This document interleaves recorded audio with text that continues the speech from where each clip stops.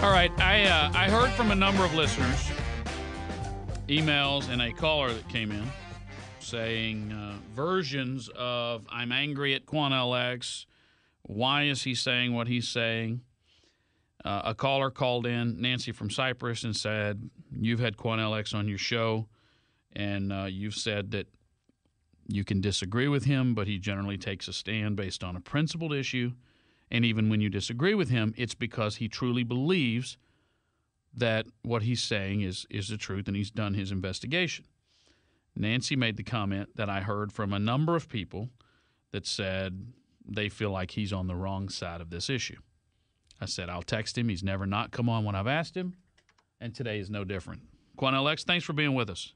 Michael, thank you for having me. Good afternoon. All right, let me first confess that I don't know a lot about this case, but it's been covered pretty widely, the Cleveland case. Tell me, if you would, in your words, first of all, what you believe happened, and then why you got involved. One, I was asked for several weeks to get involved in what was going on in Cleveland, Texas, with a large number of African-American young boys and several men that had been arrested with the allegations of raping a young 11-year-old Hispanic girl.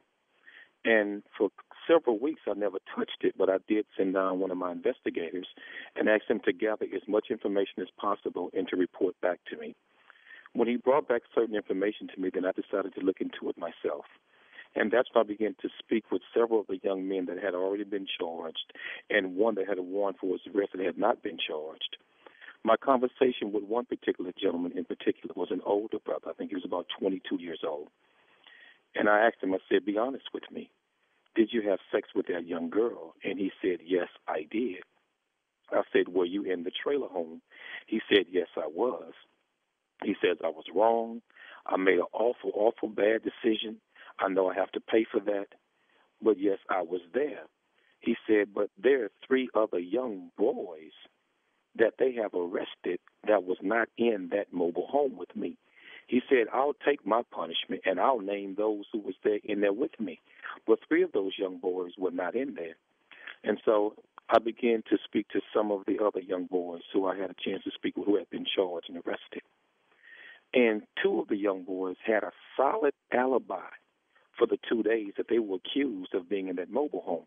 We checked into the alibi. The alibi was real. They were not even in Cleveland. So I began to speak with investigators. And this is what disturbed me about the investigation. One, they do not have DNA on all of these quote-unquote young men who have been charged. 2, they only have maybe 4 or 5 on the video that was taken by one of the young men in particular who was involved, who took the cell phone video and recorded the sex acts with that young child. Subsequently after that, all of these other names start popping up, and these young men start being arrested. So I asked them, what physical evidence do you have to tie them to the scene? He said, well, some of the other young men said such and such was there, and this person was there, and the young girl was able to pick through a yearbook that was given to her from the junior high school and the high school of who all was involved.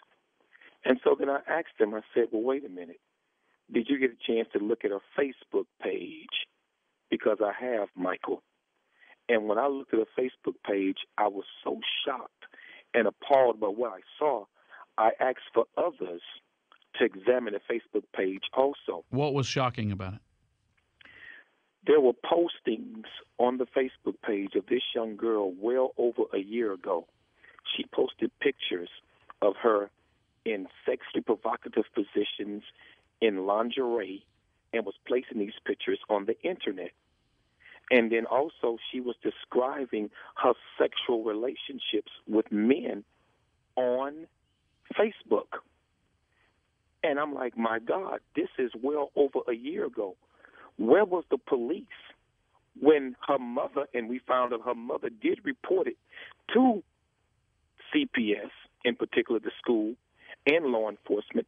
And law enforcement said unless we had proof that she was actually doing those things, something with physical evidence, we can't do anything.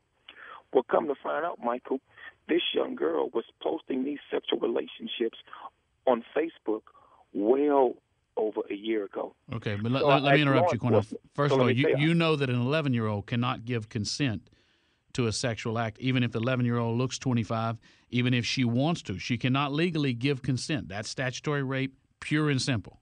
and I totally agree with you. And on last night, my exact words were, an 11-year-old cannot give consent. So whether she consented or not, it was still wrong. And my exact words last night was that every brother that slept with that young girl that knew better and was too old, they should be locked up and they should go to prison. But then I also said that if the investigation is to be thorough and adequate, where was her mother when all of these sexual encounters were taking place with those young men in the African-American community? This did not happen over just a simple Thanksgiving holiday weekend. She had been going back and forth with members of the community for 4 months, from September to December.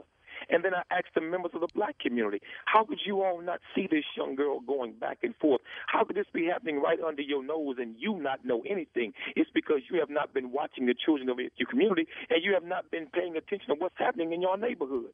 I said, but law enforcement must go and find every adult man that was on Facebook with this little girl and bring them in for questioning, investigate them, and indict and arrest everybody that was involved with a sexual relationship with this child. Okay, so let me make sure I understand your With position.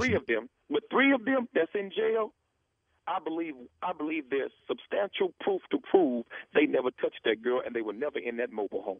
Okay, so your position is not.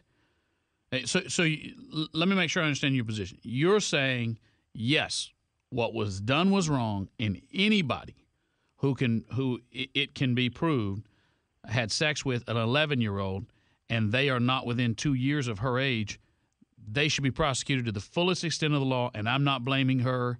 I'm not saying she asked for it. I'm not saying she deserved it. I'm not saying it's what she wanted. You're saying that for that group of people first, they should be dealt with to the fullest extent of the law. That's exactly my words last night. In fact, if you go on the Cleveland newspaper, you'll see it in detail in the video. That's exactly what I said last night. And all I said was, don't limit your investigation just to the African-American community. When there's obviously proof that she had on Facebook of sexual relationships with other older men who were not African-American, and everybody who slept with that child, regardless of what their race is in Cleveland, Texas, should be indicted, arrested, and charged. But just don't make an exclusive investigation into the African-American community when obviously you know there's much more to this investigation and it should be broader. That's exactly what I said. But your reason for being involved, because you and I have had conversations off air about different cases that I've asked for your opinion on, or that we've just talked about that you did not get involved in. Your reason to get involved was what? What is the injustice that you are concerned about? Because I do believe that 3 of the young men that have been arrested and charged had nothing to do with it. And I believe their name was thrown in a hat, as many other names were thrown into this hat. In fact, they're saying now they don't even know how high the arrest number will go.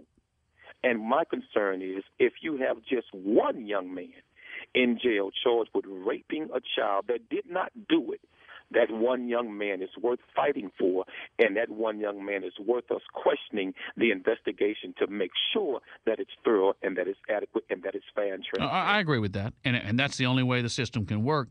But what makes you so certain that these individuals are innocent, and why do you think they were arrested if not, if every defendant is black? Let me tell you what I do know. One, I don't believe everyone is innocent. And last night I said this, I believe that some of those young men are absolutely guilty. In fact, 2 of them told me they were guilty. I said that on last night. I said they should be punished. I said, but I know 3 of those young men who we have confirmed where they were, who we have confirmed are not on that videotape that was taken, who we have confirmed there was no DNA, no physical evidence, and who we have confirmed that they were picked out of a yearbook. I'm standing for those 3 young brothers. Let me ask you this, because a number of people inside law enforcement and out have sent this to me. I think you made a statement, as we are all want to do. I'm going to give you an opportunity to say either I stand by this or I don't. But here's an example. An individual in Dayton writes, Michael, your friend Quanell X last night said that the Cleveland Police Department investigation was being run by the KKK. Does that comment also include the black officers that are working on this case? The reason the perps that were rounded up were all black is that they were ratted out by one another. It is not in his best interest to criticize law enforcement using these types of terms. This is what I said. And I spoke those words because I know that the lead investigators, the two lead investigators, are not African American. You have one African American male in particular who's been assisting, but he's not the lead investigator. It's two Caucasian officers who are. Secondly, before I came to Cleveland, Texas, law enforcement called me and cautioned me about coming to town. They said because racial strife is running high against African Americans by the Hispanic community and many in the white community. And I know Cleveland, Texas, to be the headquarters of the local chapter of the Ku Klux Klan. And so what I said was that because this investigation has exclusively been in the African-American community, when there's absolutely enough evidence to show that it should be broader and not just to one community, it appears to me that the KKK is leading the investigation. That's what I said. But you don't really believe that. I believe that the Ku Klux Klan is active, has a strong chapter in particularly in Cleveland, Texas. And I believe that many in law enforcement have that mindset. Now, whether they're official members, no, I don't believe that. But do they have that attitude and mindset when it comes to really going after African-American men, especially in these southern Texas and southern towns? Absolutely, I do think they have some biases based on color. I do believe that.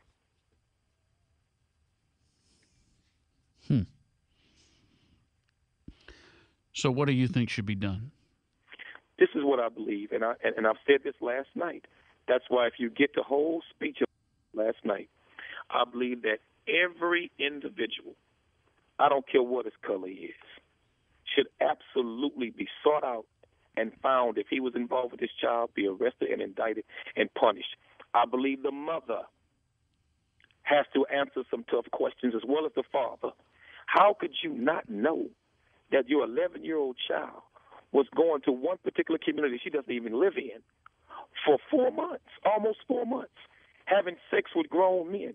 How could you say to the Associated Press, the mother, that she knew her child was sexually active with older men and older boys, and an emergency outcry not be made to CPS to take my child into custody or put your child in some type of supervised surrounding to where your child would be kept safe?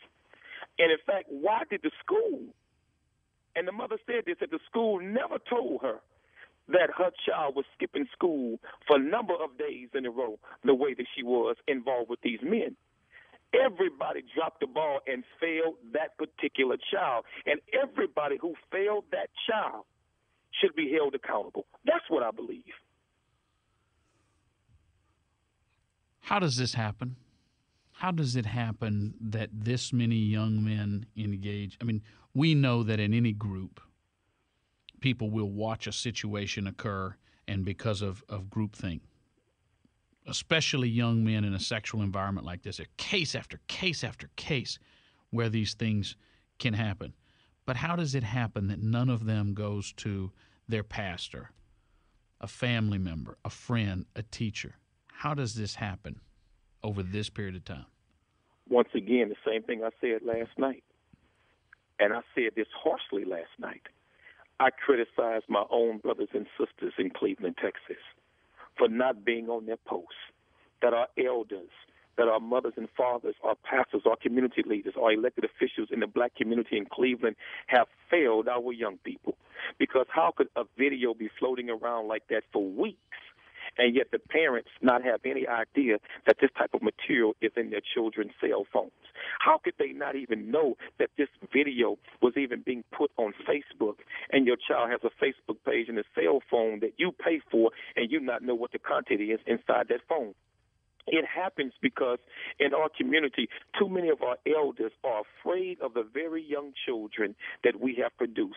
And too many of the older brothers and sisters who have nothing to do but sit on a corner and waste time are not standing up saying to the young boy who's hanging around the corner, get off this corner and go home. Even though you've made some mistakes, you've made some failures that keeps you on that corner because of bad choices, you don't let a young boy who still has a chance life and success to hang out on that corner with you. You should do more to help the young brothers in our community. And because we have not produced constructive programs to engage them and to that we keep those programs alive. That's what I said. And I said it very sternly to my own people. But this morning and today, nobody's calling me anti-black.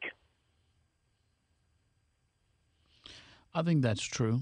I wish that message would get out more because sadly, this is probably not, I have no reason to believe, but it's probably not an isolated case. And it's probably not just young Hispanic girls that are doing this, probably young black and white girls and loads of other things. And this was probably discussed openly at school. I'm sure the boys were all talking about it. I mean, we've all been young boys and we've seen how groupthink can play out. Let me ask you this, going on, last question. You made a reference at the beginning to the fact that the two white officers on the case were white officers. As a principle, do you believe that a white officer is incapable of investigating a case like this, and that if there is a black officer, that person needs to replace the white officer because of the racial overtones?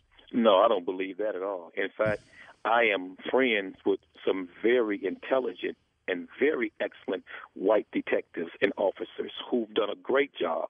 In fact, I have worked with them on cases in the past, and they have been absolutely wonderful. I don't believe anything like that, but I do believe this, that when an investigation warrants and the information is there at your disposal, you should investigate it to the ends of the earth if you have to make sure that justice is done, that innocent people are not charged for things that they did not do, and that those who are guilty do not get away. And I don't care what your color is, because there's some bad black cops, and I don't stand with them. To me, it's not about your color as a detective or an investigator. It's about your integrity. And it's about you doing that which you know to be fair, without bias, without classism, sexism, or racism attached to your investigation. Do it based on the truth. And I don't care what your color is as an investigator. If you do that, I tip my hat to you. Well, let me leave you with this, and this is unrelated to those cases.